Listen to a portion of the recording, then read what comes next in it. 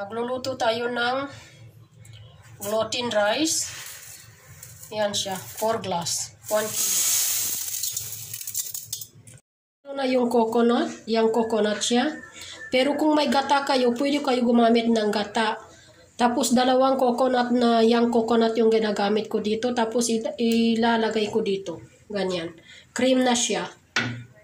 Huwag mong kalimutan lagyan ng asin para malasa yung malagkit ninyo. Tapos ito na yung 2 coconut siya. Tapos i-mix mo na siya kasi naging cream yung coconut. Hindi mo na kailangan salain kapag yung coconut yung gagamitin mo. Pero kung may may gata ka, yun ang gamitin mo. Yung sa aking ginamit ko dito is yung coconut. 2 yung coconut.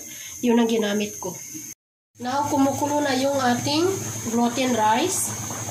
Yan. I-mix natin ng konti. And make small flame para maluto ng maayos. Cook to 20 to 30 minutes. Depend on you how long, how much soft you want. Ito naman yung isang coconut na young din. Gagawa tayo ng sauce para sa gluten rice.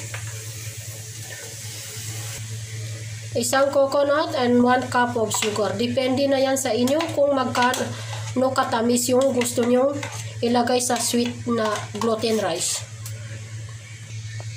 1 cup of sugar, brown sugar siya. Yan.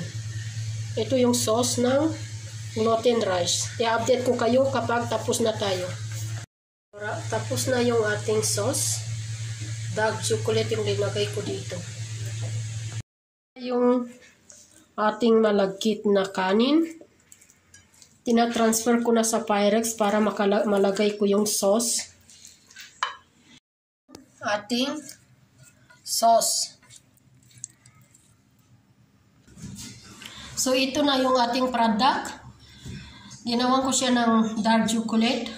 Ito yung ating sauce na linagay ko sugar, little salt, and coconut, dark chocolate, sugar. Nandiyan yan lahat sa video ko yung ingredients. And thank you very much for watching and God bless you all. Please don't forget to subscribe and like and share. Thank you and bye-bye.